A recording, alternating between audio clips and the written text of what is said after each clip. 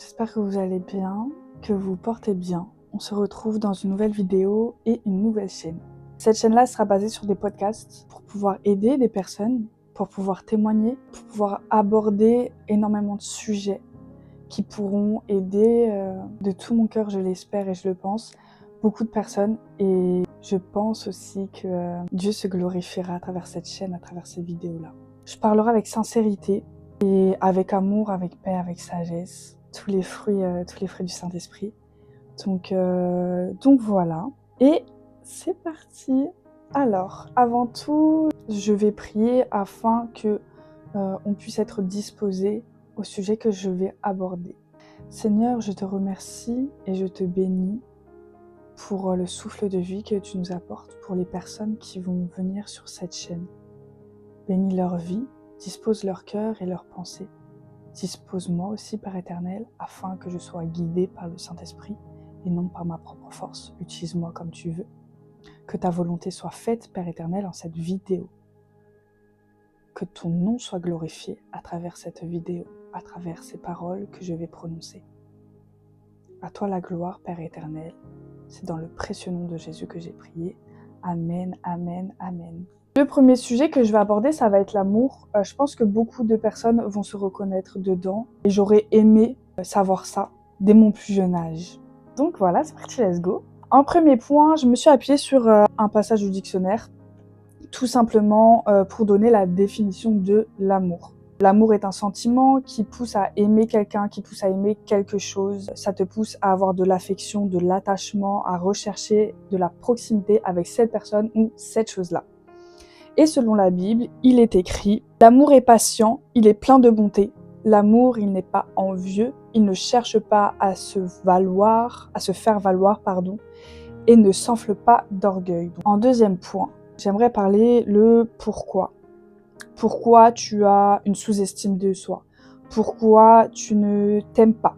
Pourquoi tu cherches de l'amour à tout va auprès de n'importe qui? Eh bien, je tiens à dire que ça peut être dû à des blessures intérieures. Des blessures qui ont été négligées. Tout simplement parce que tu aurais été négligé, tu aurais été critiqué, tu as peut-être pas reçu l'amour dont tu avais besoin.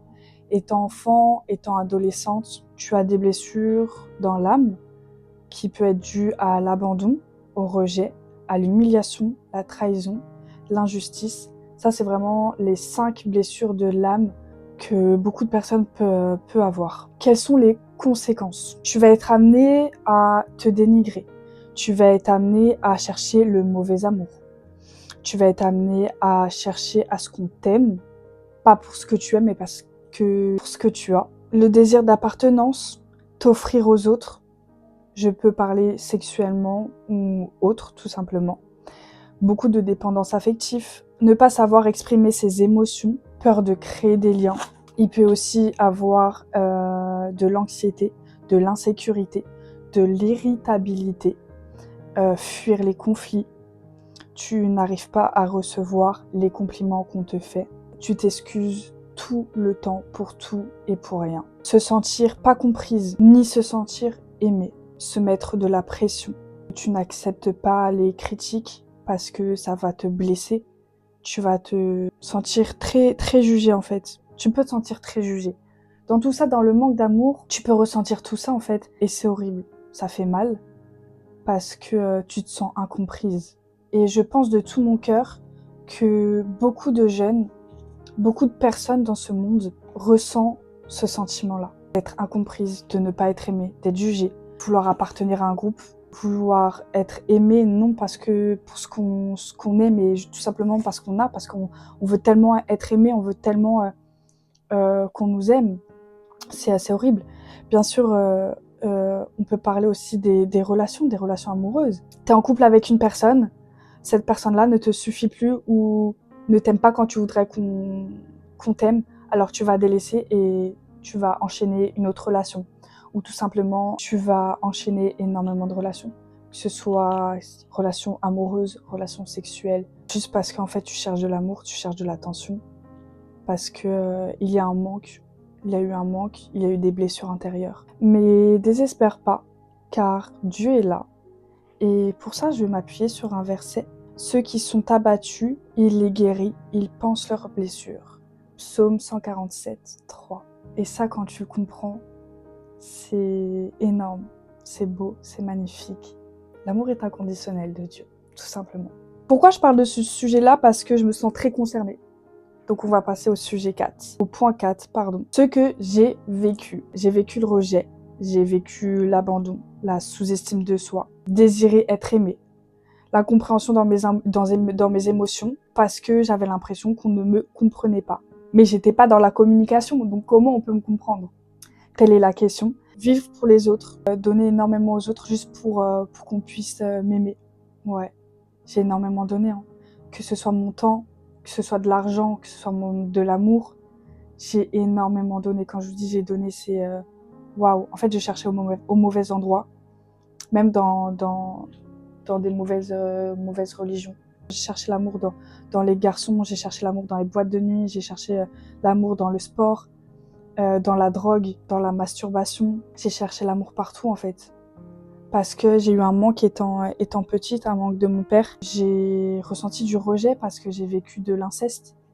Et on m'avait pas cru. Quand j'ai revécu un attouchement sexuel étant adolescente, donc je devais être en 4e, 3e, j'ai gardé ça pour moi. J'en ai pas parlé à ma famille, juste à une amie. Mais ma famille, je leur en ai pas parlé parce que, en fait, ils m'avaient pas cru quand j'ai parlé de l'inceste que j'ai vécu étant jeune. Donc de mes 6 ans à mes 10 ans. Et c'est une forme de rejet en fait, une forme d'abandon. Je me suis sous-estimée, j'ai dénigré mon corps. Je me suis donnée à énormément de personnes. Et ouais, je cherchais de l'amour partout en fait, partout. Le mauvais amour tout simplement. J'avais pas de confiance en moi, mes émotions, mes émotions si vous saviez. Mon entourage pourra témoigner, hein. Je savais pas les gérer, que ce soit colère, que ce soit de la joie, que ce soit tout. C'était multiplié, si je peux dire. C'était toujours dans l'excès, toujours dans l'excès. Et ouais, franchement, j'avais l'impression qu'on m'aimait pas, que j'étais pas désirée, que ce soit dans ma famille, que ce soit dans mes amis. J'ai eu énormément d'abandon aussi de proches, d'amis, sans jamais savoir le pourquoi du comment, et ça fait mal, ça crée des blessures. Bien sûr, j'ai pas été parfaite, hein, mais ça, je vous en parlerai dans ma prochaine vidéo. Donc voilà. J'ai cherché énormément l'amour partout. Au final, je me suis retrouvée à être aimée par une personne qui aime inconditionnellement, une personne qui te tend la main, qui ne te juge pas et qui t'apporte une miséricorde immense, vraiment immense. Ce jour-là, j'avais pas totalement compris en fait que j'allais recevoir de l'amour inconditionnel, qui a été un été 2023, là où je cherchais l'amour tout simplement, encore une fois. Et j'ai trouvé auprès de Dieu, auprès de Jésus, et à Dieu la gloire, tout simplement, à DLG. Et comment dire, j'en avais pas conscience encore de son amour inconditionnel, et c'est que cette année, donc après presque 1 an et demi où j'ai donné ma vie à Jésus, j'ai accepté comme Seigneur et Sauveur, c'est là où j'ai vraiment compris l'amour de Dieu, réellement la main de Dieu, qui est inconditionnelle, qui est puissant. Combien de fois j'ai entendu qu'il m'aimait, hein, mais j'en avais pas conscience. Et c'est à travers un jeune de mon église où j'ai vraiment pris conscience de son amour, qu'en fait il me juge pas, qu'en fait il m'aime dans les moindres détails, que ce soit mes émotions, que ce soit mes défauts, que ce soit mes qualités, en fait il m'aime. Et il m'aime pas que moi, il vous aime aussi, il vous a racheté un grand prix, il a délaissé 99 brebis pour aller chercher cette brebis égarée, qui cherche tant l'amour, qui cherche un amour parfait, un amour fidèle, un amour qui ne s'enfle pas d'orgueil, comme j'ai pu le dire juste avant dans un verset. Donc je vais passer au point 5, qui est les solutions. Petit 1, j'ai commencé à le faire et ça m'a permis de prendre confiance en moi. Prendre un petit cahier, ou un cahier tout simplement. Je suis Madame Notes, j'aime prendre des notes, j'ai énormément de cahiers si vous saviez. Et dedans, en fait, tu vas acheter un cahier, il y a des cahiers à pas cher, je vais pas citer des marques, mais tu vas chercher un cahier et chaque jour, toutes les petites tâches que tu réussis à faire, tu les notes dedans. Imaginons, tu as réussi à te lever, ok? Je me suis réveillée à telle heure et je me félicite. et tu le notes dans ce cahier. Je me suis brossé les dents, ok, je note. Et je me félicite. J'ai réussi à faire le ménage, je note. Et je me félicite. Toutes les petites tâches que tu accomplis, tu les notes au fur et à mesure de la journée, ou tout simplement tu les notes en fin de journée. Tu te poses et tu te félicites. Et ça te permet en fait de avoir confiance en toi. Et de t'apprécier tout simplement. Il faut que tu puisses savoir aussi ce que Dieu dit de toi. Parce que, comme j'ai pu dire, Dieu t'a tant aimé qu'il a envoyé son Fils unique pour venir te chercher, pour venir te tendre la main, te donner de l'amour. Grâce à Jésus, on a été réconciliés avec Dieu.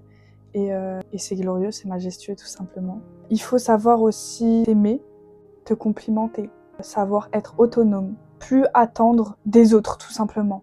Apprendre à lâcher prise. Oh là là, ça qu'est-ce que c'est dur. Ça c'est très dur. Mais à partir du moment où tu réussis à le faire, à ne plus te prendre la tête pour les toutes petites choses. Et à cette personne-là, je lui ai acheté un cadeau, je lui ai souhaité son anniversaire. Pourquoi cette personne-là ne le fait pas? Elle m'aime pas? Elle me considère pas? Bref, n'attends plus des autres. Fais selon ton cœur, agis selon ton cœur, aime selon ton cœur. Et Dieu va te permettre d'avoir dans ton entourage des personnes qui t'aiment à ta valeur, non pour ce que tu as, mais pour ce que tu es. Et voilà. Savoir affronter. Imaginons, il y a des petits conflits qu'il peut y avoir dans ton entourage. Il faut savoir communiquer, savoir exprimer ce que tu ressens, savoir exprimer pourquoi tu réagis comme ça. Mais je tiens à dire que tout combat n'est pas la peine d'être mené en fait. Quand on voit qu'une personne en face de toi est toxique, c'est bon, genre, va-t'en. Et ça sera mon prochain sujet. Savoir, comme je disais, s'aimer et savoir se voir comme Dieu te voit et comment Dieu t'aime. Et ça, tu peux le mettre en prière. Tu peux demander à Dieu de pouvoir te voir et de pouvoir t'aimer comme lui, il te voit et comme lui, il t'aime. Et ça, c'est quelque chose qui va changer dans ta vie, genre, réellement. Savoir pardonner, c'est dur de pardonner. Mais qui sommes-nous pour ne pas pardonner alors que Dieu nous a racheté un grand prix? Qui sommes-nous à ne pas pardonner les autres alors que Dieu nous a pardonné pour nos péchés? C'est comme j'ai dit, c'est dur. C'est très dur de savoir pardonner. Cette année, j'ai vécu énormément de choses. Déjà, de savoir se pardonner et savoir pardonner aux autres, c'est très dur, mais encore plus savoir se pardonner. T'es là, tu as donné ta vie à Dieu et tu pèches, tu tombes. Ah, c'est dur. C'est très dur, mais c'est quelque chose qu'il faut savoir faire et c'est quelque chose qui fait du bien, qui apporte la paix. Cette année, j'étais amenée à demander pardon à des personnes, alors que c'est elles qui m'ont fait du mal, alors que c'est elles qui m'ont blessée. Mais j'avais vraiment à cœur de leur demander pardon, en fait, parce que peut-être en mettant la vérité au grand jour, ça leur a blessé, ça les a affectés, ça leur a fait des blessures intérieures. Et je me devais de leur demander pardon pour faire un premier pas déjà vers eux et pour pouvoir avancer, pour pouvoir vraiment avancer. Mais je vous assure, c'est dur. Ça peut être très, très, très, très dur, mais c'est quelque chose qu'il faut faire. Et à partir du moment où on le fait, on avance déjà de 1 avec Dieu et on avance dans notre propre vie, dans notre propre foi. Qu'est-ce que je peux dire encore? L'église, c'est très important aussi. Ça fait partie des solutions pour pouvoir être enseigné, pour pouvoir être entouré de frères et de sœurs, pour avoir un entourage sain, un entourage qui nous aime selon la Bible, tout simplement. Et comme je dis, et comme mon église aime dire, toute église n'est pas parfaite, mais il existe une église parfaite pour toi, là où tu vas te sentir à l'aise, là où tu vas te sentir aimé, là où tu vas te sentir enseigné, et là où tu vas créer des amitiés. Donc voilà. Il faut savoir aussi rassurer ton âme. Ça, franchement, j'ai été enseignée sur ça dans mon église par Pasteur Lauriane. Ce prêche-là, il m'a énormément impactée en fait. Parce que mon âme, elle se souvient de toutes tes blessures. Elle est là des fois pour t'abattre. Elle est là pour te blesser et pour te rappeler tout ce que tu as pu vivre. Les trahisons, comme j'ai pu dire, humiliation, abandon, rejet, injustice. Et ton âme est là pour te faire rappeler énormément de choses. Mais ton âme, elle doit pas prendre le dessus sur tes émotions, elle doit pas prendre le dessus sur qui tu es. c'est toi qui as le dessus, c'est toi qui décides. Et je tiens juste à dire qu'il faut rassurer ton âme, parce que quand tu viens à Christ, ton âme elle est perdue, elle comprend pas. Tu lui es habitué à chercher l'amour n'importe où, n'importe comment, à ne pas avoir confiance en soi, plein de choses comme ça. Et en fait, tout simplement, tu dois savoir rassurer ton âme, de dire mon âme, tout va bien. T'as un Dieu qui est là, t'as un Dieu qui t'aime, t'as un Dieu qui t'aime inconditionnellement, fidèlement. Je sais pas si c'est français. Qui t'aime à la perfection. Et il faut rassurer son âme. Et vraiment, à partir du moment où tu le fais aussi, c'est quelque chose qui change. Parce que tu deviens un peu plus apaisé et tu prends confiance en toi. Je dis pas que tu vas être orgueilleux. Ça, non. Dieu veut pas des enfants orgueilleux, ni d'un cœur orgueilleux, peu importe. Non, on veut pas. Mais tout simplement, tu prends confiance en toi, tu rassures ton âme, tu arrives à avancer. Il faut savoir dire non. Parce que quand t'es en manque d'amour et tout ça, tu arrives pas à dire non. Mais il faut savoir dire non. Des fois, t'as pas envie de sortir, des fois, t'as pas envie de donner, des fois, t'as pas envie de voir du monde. Eh bien, il faut tout simplement savoir dire non. Des fois, c'est ok.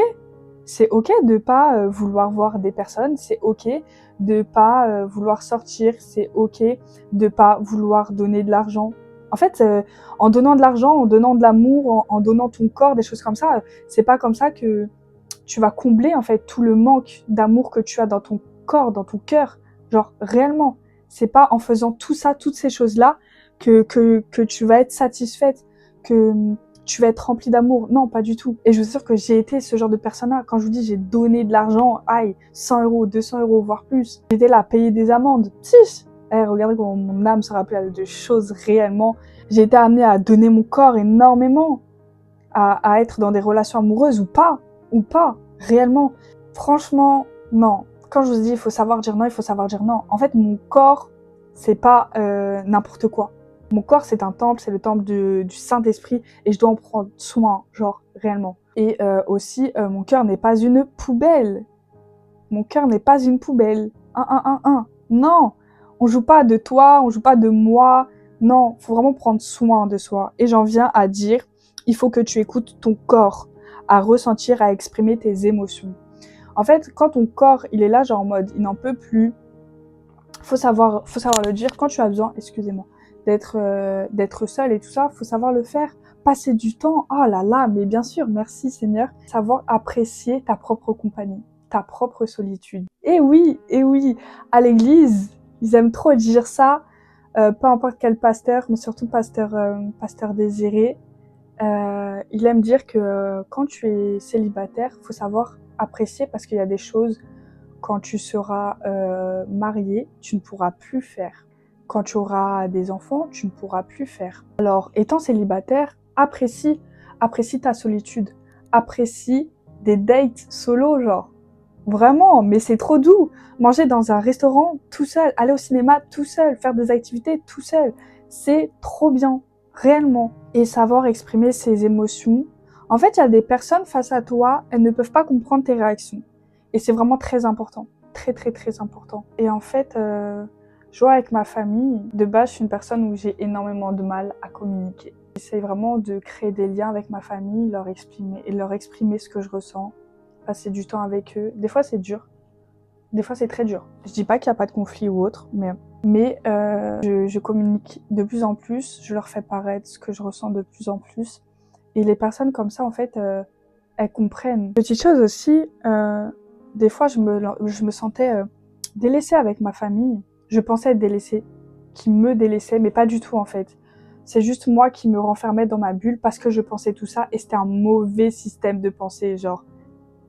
Je me suis dit, Emeline, tu crois ça alors que c'est juste toi qui te renfermes dans ta bulle, qui pense ça, et du coup, en fait, tu passes pas du temps avec eux. Et là, cette année, j'ai été amenée à passer un petit peu de temps avec ma maman, il y a pas très longtemps, et on a parlé à cœur ouvert.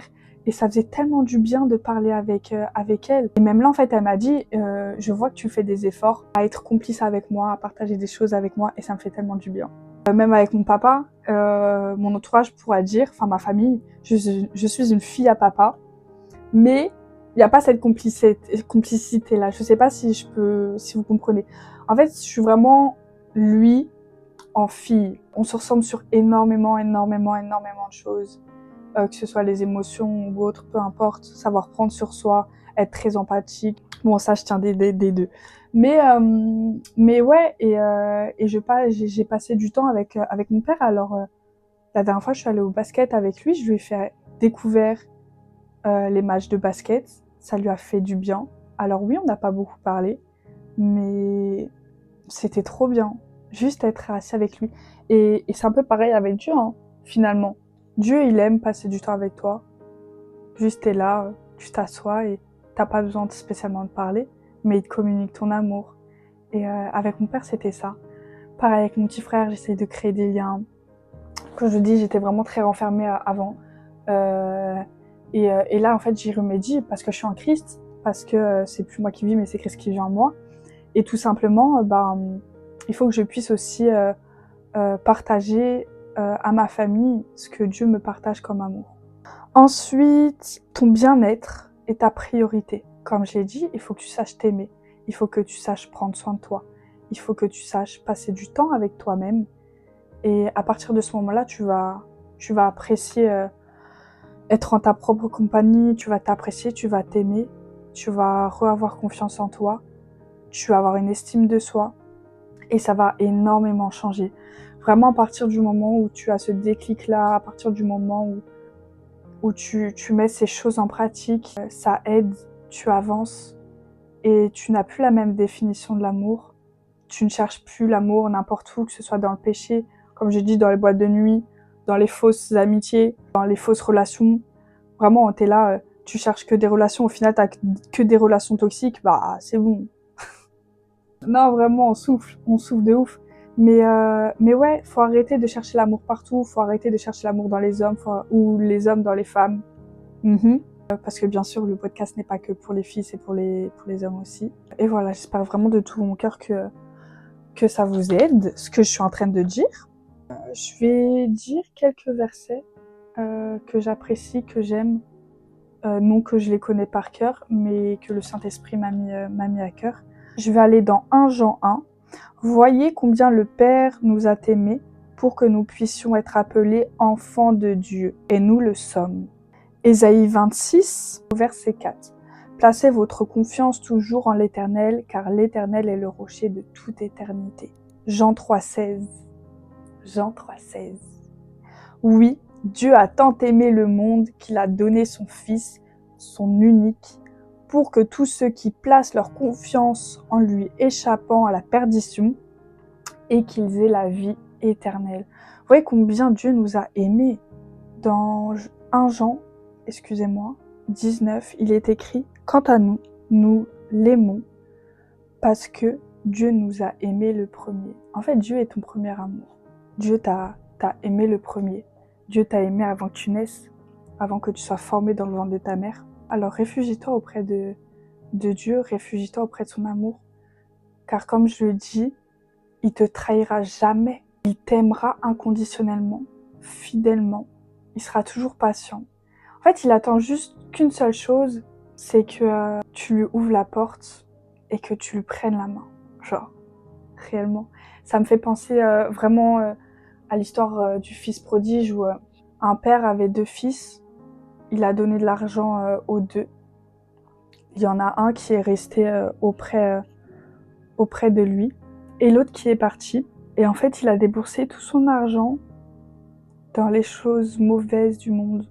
L'impudicité, l'alcool, plein de choses comme ça en fait.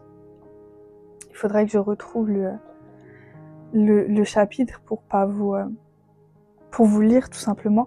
Et en fait, à un moment donné, il est revenu auprès du père parce que il avait plus rien, il avait plus d'argent.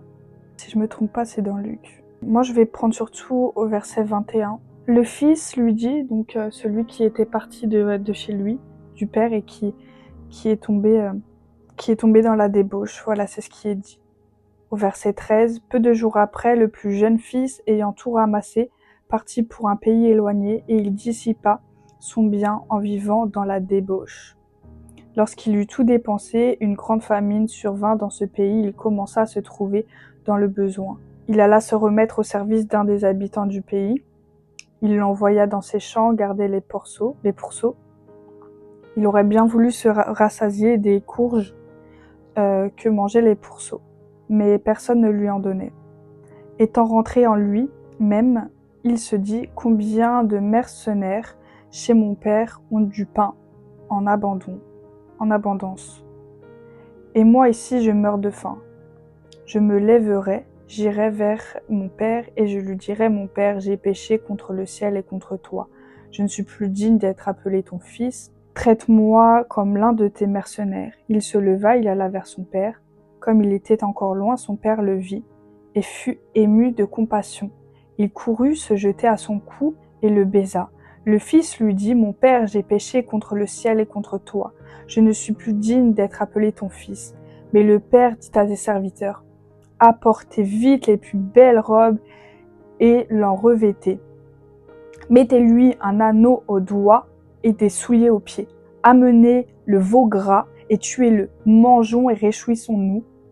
Car mon fils que voici était mort et il est revenu à la vie. Il était perdu et il est retrouvé. » Et ils commencèrent à se réjouir. Vous voyez combien Dieu vous a aimé, Dieu nous a aimés, genre. Et que quand tu reviens au Père, même si tu as déjà donné ta vie à Dieu, accepté Jésus comme Seigneur et Sauveur ou pas du tout, Dieu t'aime. Comme j'ai dit, il y avait 99 brebis, il les a laissées parce qu'il y en a une seule qui s'est égarée. Alors, cherche l'amour auprès du Père. Vraiment, cherche l'amour auprès du Père. Et là où les cases manquaient en toi, Dieu va les combler. Dieu va les combler. Mais d'une puissance énorme et inconditionnelle. J'espère que ça vous a plu, que ça vous a touché, parce que c'est vraiment un sujet qui me tenait à cœur. Parce que je me reconnais énormément dans tout ça, dans ce sujet-là. Là où je suis tombée, là où j'ai péché, là où j'ai cherché Dieu n'importe où, n'importe comment, là où je cherchais une solution à avoir de l'amour, quand j'ai ouvert la porte à Dieu, quand je l'ai cherché réellement, ce Dieu de la Bible, ce Dieu de Moïse, de Jacob, de Paul, Dieu m'a tendu la main. Et à plusieurs reprises, là où je suis retombée dans le monde cette année, Dieu m'a retendu la main. Et il a été heureux que je revienne vers lui, sincèrement. J'espère que pour vous, ça sera pareil. Acceptez comme Sauveur et Seigneur Jésus. Acceptez l'œuvre de la croix. Acceptez l'amour que Dieu veut vous donner. Et vous verrez qu'il y aura un changement dans votre vie. Alors, soyez bénis. Dieu vous aime. Je vous aime. Et voilà, on se retrouve à la prochaine vidéo.